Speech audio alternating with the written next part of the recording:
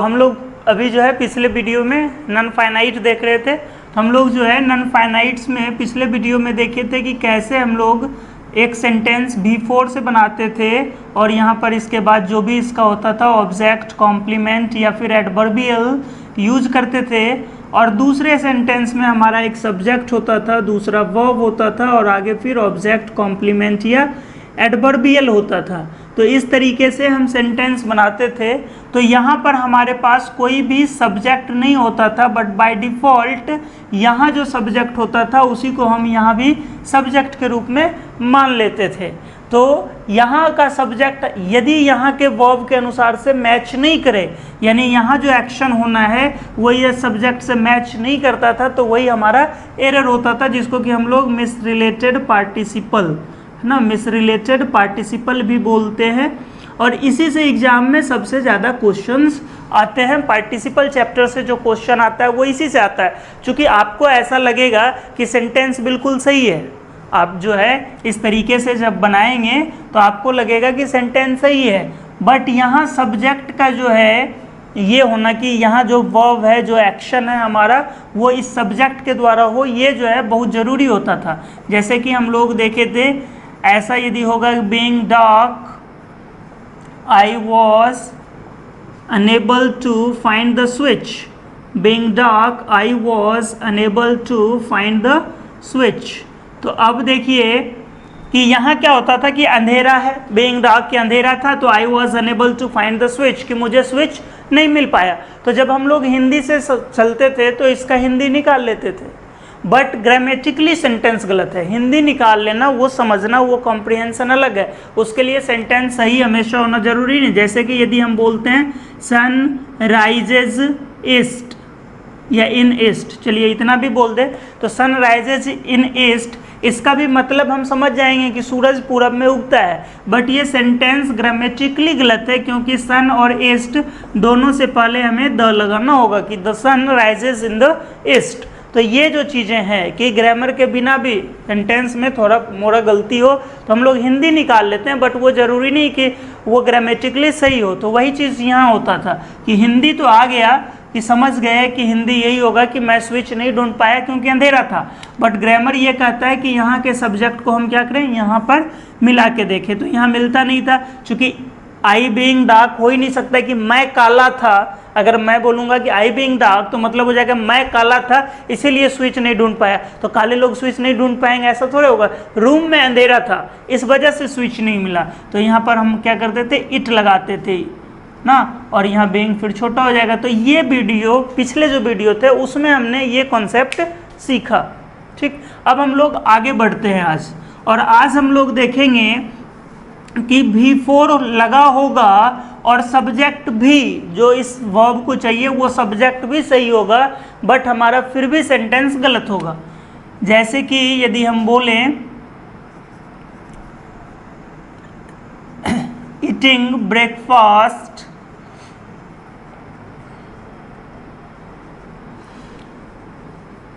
He went to play.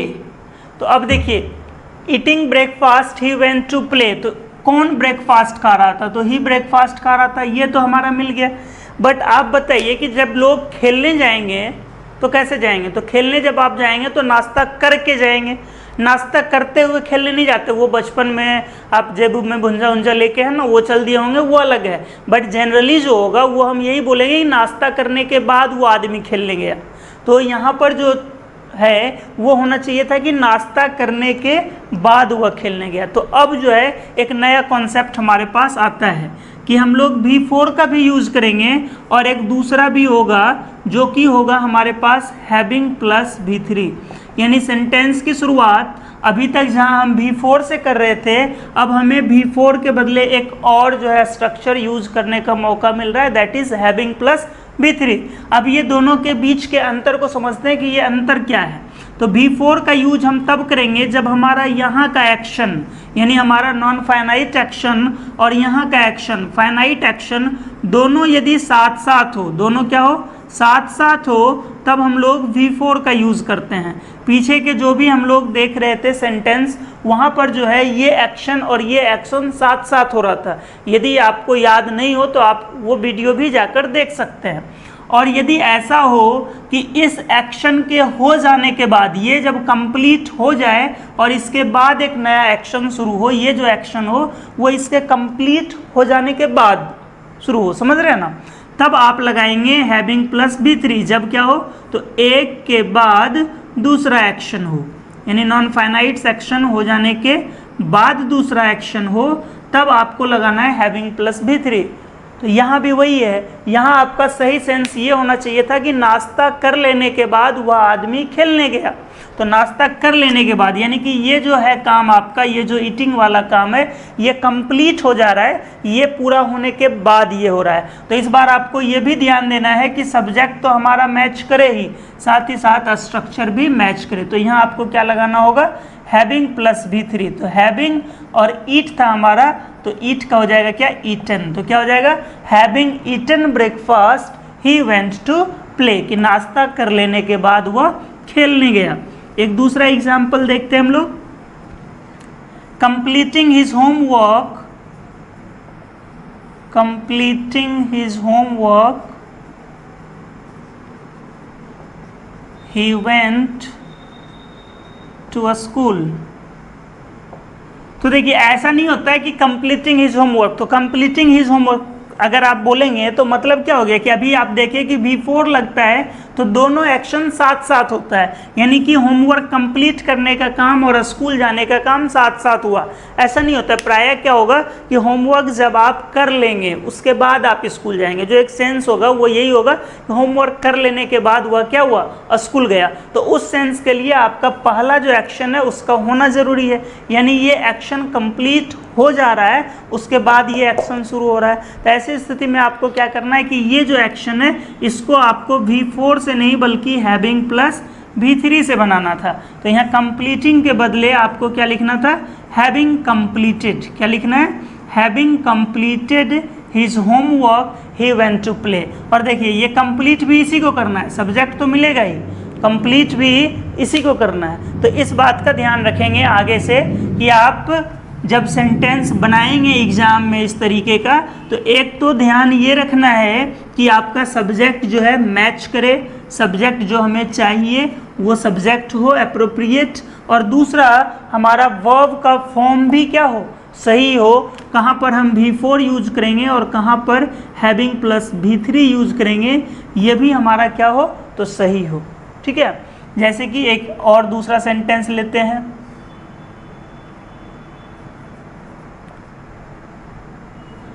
being beaten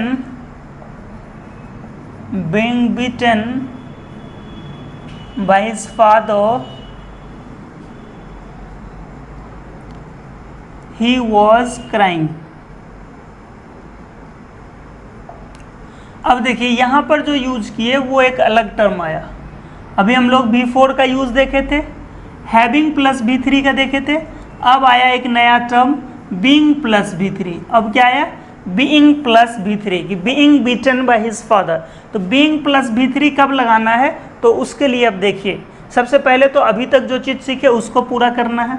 तो देखिए ये जो हमारा सब्जेक्ट होगा उसको यहाँ आना चाहिए था। तो देखिए यहाँ हमारा मेन वर्ब कौन है, बीइंग बीटन में मेन वर्ब कौन है, तो ये जो B3 होता है यानी पीटने का काम। तो अब देखिए क्या वह व्यक्ति पीट रहा है या वह व्यक्ति पिटा रहा है। यहाँ पर हमें चाहिए पीटने वाला, यहाँ अगर V4 लिखते तो या फिर हैविंग प्लस B3 लिखते तो हमें चाहिए होता है वो काम करने वाला। बट इस बार क्या है कि ये व्यक्ति यहाँ पीट नहीं रहा है बल्कि ये व्यक्ति पिटा रहा है, यानी सब्जेक्ट तो है ये बट ये उस काम को कर नहीं रहा है, ये उसका डूअर नहीं है बल्कि इसके ऊपर वो काम किया जा रहा है, यानी कि ये इसका रिसीवर है।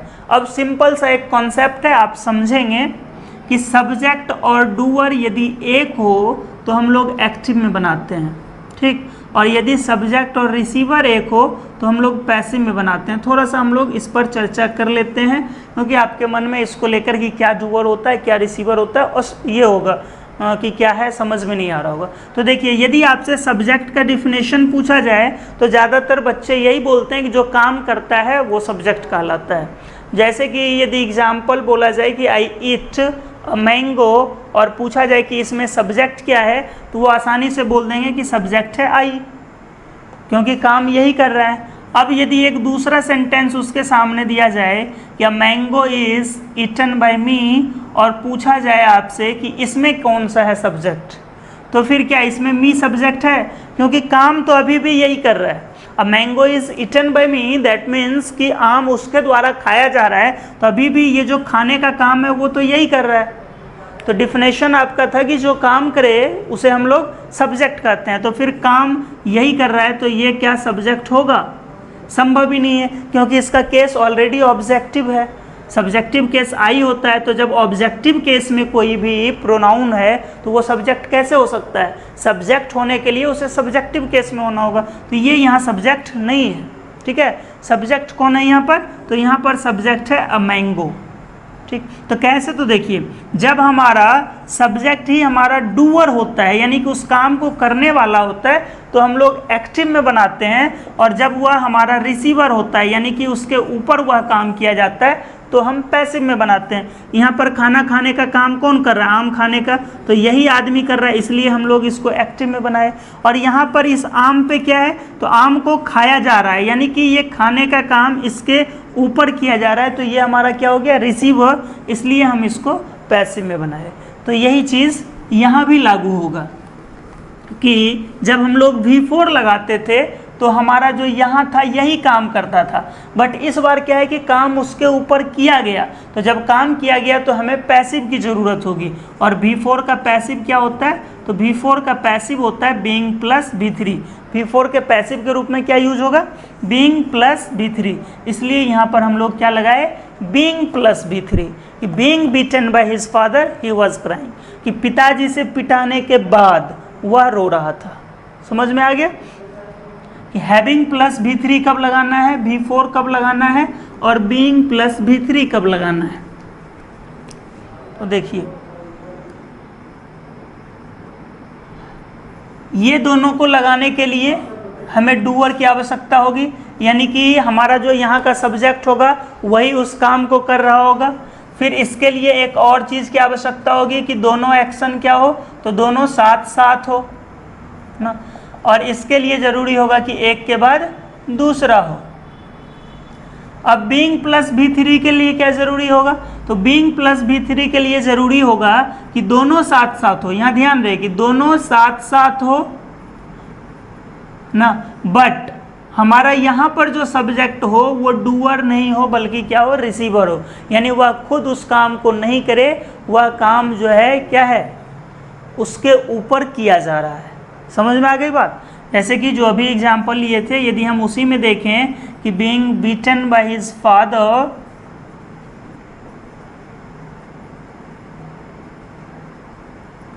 ही वॉज क्राइंग, तो आप देखिए काम अभी भी दोनों साथ साथ हो रहा है। एक तरफ वह पिटा रहा है और एट द सेम टाइम वह रो रहा है, यानी कि उसके पिटाने का काम और उसके रोने का काम दोनों साथ साथ चल रहा है। जब दोनों साथ साथ चले तो या तो V4 या फिर बीइंग प्लस V3, ध्यान रहे, क्योंकि साथ साथ वाला यही है। अब क्या है कि यह पीट नहीं रहा है, बल्कि यह पिटा रहा है। तो यदि यह पीट रहा होता तो हम V4 लगाते, यदि यह पीट रहा होता तो हम क्या लगाते? V4। Reading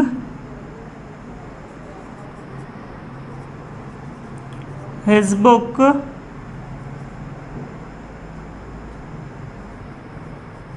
he was eating snacks. तो देखिए कि रीडिंग हिज बुक, किताब भी पढ़ रहा था और उसी वक्त वह स्नैक्स भी खा रहा था। तो अब देखिए यहाँ भी दोनों काम हमारा साथ साथ हो रहा है कि किताब भी पढ़ा जा रहा है और उसी वक्त खाया भी जा रहा है। बहुत लोगों के ऐसे आदत होते हैं, भुंजा उंजा हो गया, स्नैक्स हो गया, कुछ वैसा, तो वो खाते रहता है और पढ़ाई करते रहता है। तो स्नैक्स खाना और पढ़ना दोनों साथ साथ हो रहा है। बट इस बार क्या है कि यही बंदा यहाँ खा भी रहा है तो एक्टिव में है, और यही पढ़ने का भी काम कर रहा है, इसलिए V4 लगाए। ये V4 क्यों लगाए? क्योंकि यही जो है पढ़ने का काम कर रहा है। यहाँ पर हम बीइंग प्लस B3 क्यों लगाए, क्योंकि ये पीटने का काम कर नहीं रहा है, ये पिटा रहा है। अब समझ में आ गया कि B4 कब लगाना है और बीइंग प्लस B3 कब लगाना है। चलिए ठीक है, अब आगे देखते हैं हम लोग। अब जो ये था कि एक के बाद हमारा दूसरा एक्शन हो, यहाँ पर था ना हमारा हैविंग प्लस B3 कि एक के बाद दूसरा एक्शन हो। अब इसमें भी तो इस तरह की बात होगी कि एक के बाद दूसरा एक्शन होगा, बट इस बार वह एक्शन वह करेगा नहीं, बल्कि कोई और उसके ऊपर करेगा। तो वैसी स्थिति में फिर हम इसका पैसिव बनाएंगे। इसका पैसिव बनाएंगे तो क्या यूज हो जाएगा, हैविंग प्लस बिन प्लस B3। क्या यूज होगा, हैविंग प्लस बिन प्लस B3। समझ में आ गई बात, हैविंग बिन B3। जैसे कि यदि हम बोले having found guilty of theft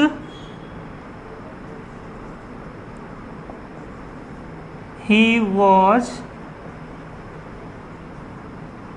sentenced to 2 years imprisonment।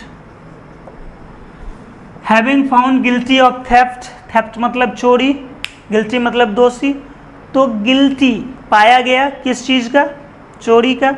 He was sentence, उसके बाद क्या हुआ, तो उसे सजा सुनाई गई। सेंटेंस का मतलब सजा सुनाना होता है, कितना, he was sentence to 2 years imprisonment, 2 साल कैद की सजा। इम्प्रिजनमेंट मतलब कैद। तो अब देखिए ये काम तो ठीक है कि एक के हो जाने के बाद दूसरा हो रहा है, उसको दोषी पाया गया तब उसको सजा सुनाई गई, तो एक के बाद दूसरा हो रहा है, यानी कि हैविंग वाला स्ट्रक्चर लगेगा, ये तो फिक्स है।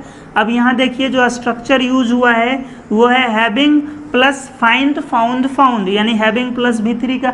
हैविंग प्लस B3 तब लगाना है जब यही आदमी इस काम को करेगा, यानी कि यहाँ पर हमारा मेन वर्ब जो है वो है क्या, फाइंड। फाइंड का ही B3 फाउंड होता है, यानी दोषी पाने का काम, दोषी पाना, यानी कि उसको दोषी पाना। अब देखिए यह आदमी ने किसी को दोषी पाया या इसको दोषी पाया गया, तो सजा किसको मिलेगी, जिसको दोषी पाया गया होगा। दोषी पाने का काम तो जज साहब किए, तो यहाँ पर जज साहब तो है नहीं, यहाँ कौन है, वो आदमी जिसको दोषी पाया गया। दैट मीन्स कि यहाँ पर रिसीवर है, यहाँ डूअर नहीं है, यहाँ जज नहीं है जिसने कि दोषी पाया, यहाँ पर वो है जिसको दोषी पाया गया। तो जब इसको दोषी पाया गया और यही सब्जेक्ट है, यानी इसके ऊपर यह काम हो रहा है, तो हमें क्या जरूरत होगी, पैसिव की। और पैसिव क्या होता है, तो हैविंग प्लस बिन प्लस B3, और यहाँ पर है क्या, हैविंग प्लस B3, तो यहाँ हमें लगाना होगा क्या, having been found guilty of the theft. समझ में आया, ये 4 structure, B4 having plus B3, being plus B3, having been plus B3। देखिए इंग्लिश जो है आपका नेटिव लैंग्वेज नहीं है, आपका मदर टंग नहीं है, तो नया लैंग्वेज को सीखने में थोड़ा समस्या होता है। सब कुछ इसमें हो सकता है कि आपके लिए क्या हो, कि नया हो। जैसे कि आप दूसरा सब्जेक्ट पढ़ते हैं तो उसको आप अपने लैंग्वेज में, मदर टंग में, हिंदी में पढ़ते हैं, जो कि हम बचपन से बोलते आते हैं, बचपन से पढ़ते हैं, बचपन से समझते हैं। बट इंग्लिश क्या है कि हमारे लिए जो है एक नया लैंग्वेज होता है, वो दूसरा का लैंग्वेज है, बट क्या करें, पढ़ना पड़ेगा, क्योंकि एक तो समय की मांग है। पूरा दुनिया जो है अंग्रेज़ी, पूरा दुनिया में चल रहा है, हर जगह लोग अंग्रेज़ी बोल रहे हैं। आपको कुछ भी अच्छा करना होगा तो अंग्रेज़ी की ज़रूरत होगी, और दूसरा आपके एग्ज़ाम में भी डायरेक्ट क्वेश्चन आते हैं, इसलिए आपको पढ़ना होगा, ये आपकी मजबूरी है।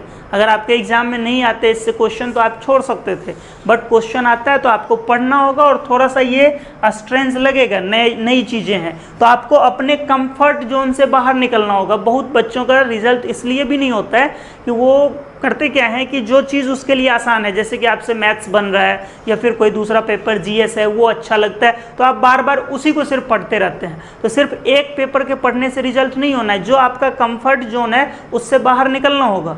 यदि आपको जो है मैथ्स या फिर कोई दूसरा पेपर GS हो, फिजिक्स हो, कोई भी पेपर हो, साइंस का ही हो, वो अगर आपको कंफर्ट लग रहा है और कोई दूसरा पेपर डिफ़िकल्ट लग रहा है, तो आपको डिफ़िकल्ट पेपर को भी पढ़ना होगा रिजल्ट के लिए, ठीक है। क्योंकि आपको टीचर नहीं बनना है कि एक पेपर ठीक कर लिए बाकी कुछ भी है तो काम चलेगा। यदि आप तैयारी कर रहे हैं डिफेंस की तो you have to read this all, ठीक है।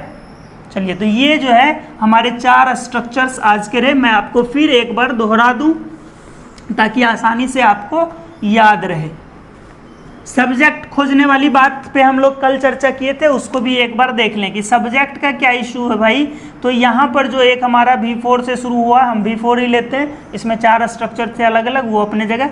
V4 से जो शुरू होता है और यहाँ जो सब्जेक्ट हमारा होता है, फिर जो वर्ब होता है, तो इसी सब्जेक्ट को हम लोग यहाँ भी पुट करने की कोशिश करते हैं। यदि ये सब्जेक्ट हमारा यहाँ पुट कर जाता है तो कोई बात नहीं, यदि ये सब्जेक्ट यहाँ पर अप्रोप्रिएट नहीं हो पाता है तो हम लोग पहला नियम लगाते हैं कि इस सेंटेंस को एक्टिव से पैसिव या पैसिव से एक्टिव में बदलते हैं। यदि ऐसा हो जाता है कि यह एक्टिव से पैसिव या पैसिव से एक्टिव में बदला जाता है तो हमें जो है अप्रोप्रिएट सब्जेक्ट मिल जाते हैं।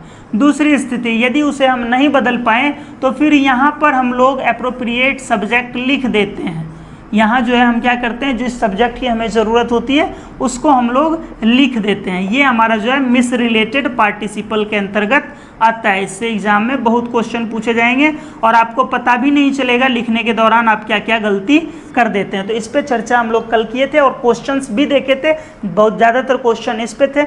अब आज जो है हम लोग अभी फॉर्म जो इसके 4 देखे थे उसकी चर्चा कर लेते हैं। एक हमारा फॉर्म V4 था, एक हमारा फॉर्म बीइंग प्लस V3 था, एक हमारा फॉर्म हैविंग प्लस V3 था और एक फॉर्म हमारा जो है हैविंग बीन प्लस V3 था, हैविंग बीन प्लस V3 था। तो अब देखिए इसमें जो ये दो हैं V4 और बीइंग प्लस V3, इसमें एक चीज़ पहला तो ध्यान रखना है कि हमारा जो दोनों एक्शन होगा, दोनों एक्शन जो होगा वो साथ साथ होना चाहिए। तो आप ये देखेंगे कि क्या दोनों एक्शन बोले तो कौन कौन सा एक्शन, तो यहाँ जो एक्शन है और यहाँ जो एक्शन है, ये दोनों एक्शन जो है किसी वर्ब को डिनोट करता है, वर्ब से एक्शन होता है। तो आप देखेंगे दोनों वर्ब के द्वारा जो काम हो रहा है, क्या दोनों काम एक साथ हो रहा है, यदि एक बाद दूसरा हो रहा है, ऐसा हो रहा हो कि एक के बाद दूसरा हो रहा है, तो आपको ध्यान देना है कि इस दोनों में से लगाना है। अब इस दोनों में से कौन कब लगेगा, तो ध्यान देना है कि जब हमारा ये सब्जेक्ट इस काम को कर रहा होगा, इस काम को ये सब्जेक्ट कर रहा होगा तो ये लगाना है, और जब ये काम इस सब्जेक्ट के ऊपर किया गया होगा, ये काम इस सब्जेक्ट के ऊपर किया होगा तो ये वाला लगाना है। और जब एक के बाद दूसरा काम हो और उसमें पहला काम भी हैविंग प्लस V3, पहला जो खत्म हो गया वो काम इसी ने किया हो तो ये लगाना है। और यदि ऐसा हो कि ये काम जो कि खत्म हुआ वो इसके ऊपर किया गया हो तो फिर आप having plus been plus V3 लगाएंगे। ठीक है, तो ये जो है 4 स्ट्रक्चर और यहाँ पर ये 2, ये यदि आपको याद रह जाते हैं तो पार्टिसिपल से आने वाला जो भी क्वेश्चन होगा आपके एग्जाम में आप उसको जो है आसानी से सॉल्व कर सकते हैं। उसको सॉल्व करने में आपको कहीं से कोई दिक्कत नहीं होगी। तो अब इसके बाद जो है आपके स्लाइड पे मतलब स्क्रीन पे कुछ क्वेश्चंस आ रहे होंगे जो कि इसी से होंगे। कल हम लोग इससे पार्टिकुलर देखे थे, आज सबसे मिला जुला क्वेश्चन होगा। आप उस क्वेश्चंस को जो है सॉल्व कीजिए और उसके आंसर के लिए अगले वीडियो का इंतजार कीजिए। अगले वीडियो में हम आपको उसका आंसर प्रोवाइड करवा देंगे। बट एक बात और फिर से बोलें, आपको ध्यान रहे कि यदि आपको मुश्किल लग रहा है इंग्लिश मुश्किल लगने के कई कारण हैं। एक तो मैं वोकैब वाले सेक्शन पे भी काम करूंगा, वोकैब भी बताऊंगा। एक तो आपके पास वोकैब की कमी होती है जिस वजह से भी इंग्लिश थोड़ा सा मुश्किल लगता है। दूसरी बात की ग्रामर में भी अगर आपके पास ग्रामर के भी नॉलेज नहीं हो, बेसिक कॉन्सेप्ट नहीं हो तो भी दिक्कत होता है। और तीसरी बात कि ये दोनों के होने के बावजूद भी सेंटेंस के स्ट्रक्चर के बारे में ज़्यादा जानकारी नहीं हो तो कॉम्प्रिहेंशन सेक्शन में दिक्कत होता है। हम शुरू से लेकर लास्ट तक आपको सब कुछ बताएंगे, बस आपका जो है एक साथ बना रहे, आप भी अपने ओर से मेहनत करें। क्योंकि यहाँ क्या होता है ना कि जैसे कि यदि आपको अभी हम नॉन फाइनाइट्स या फिर पार्टिसिपल पढ़ाए तो ऐसा नहीं होता है कि सेंटेंस में सिर्फ और सिर्फ पार्टिसिपल का ही यूज होगा। उस सेंटेंस में नाउन भी होंगे, उसमें प्रोनाउन होगा, कंजंक्शन होगा, प्रीपोजिशन होगा, सब कुछ आता है। तो इसलिए इंग्लिश में किसी भी एक पार्टिकुलर चैप्टर को आप अलग करके नहीं पढ़ सकते, आपको कुछ ना कुछ सबकी जानकारी होगी तभी आप किसी चैप्टर को पढ़ते हैं। तो जब हम लोग जो है पूरा कोर्स, अभी तो ये ऐसे ही चल रहा है डेमो के तौर पे एक तरीके से आप कह सकते हैं, जब आप फ्रेश बैच में पढ़ेंगे, पूरा कोर्स पढ़ेंगे तो फिर आपको बेसिक पार्ट एक हमारा होगा जहाँ की आपको सब कुछ एकदम शुरू से बताया जाएगा। वहाँ से जहाँ से कि आपको पढ़ के आना चाहिए था, आपने 12th कर रखी है, तो इंग्लिश जो है 3 लेवल से का होता है, एक होता है बेसिक, एक होता है इंटरमीडिएट और एक होता है एडवांस। तो आपको इंटरमीडिएट लेवल तक जहाँ तक कि आपको पढ़ के आनी चाहिए थी, उसके बाद यहाँ आकर एडवांस पढ़ना था, बट फिर भी हम आपको वहाँ बिल्कुल बेसिक से पढ़ाएंगे, ये मानते चलेंगे कि आपकी पढ़ाई वहाँ पर नहीं हो पाई है बेसिक से, तो वहाँ पर आप जो है बाकी चीज़ों को सीखेंगे और वो क्लियर हो जाएगा। फिलहाल आपके सामने जो क्वेश्चंस है उसको बनाइए, सॉल्व कीजिए और अगले वीडियो में मिलते हैं। तब तक के लिए धन्यवाद, थैंक यू, बाय बाय।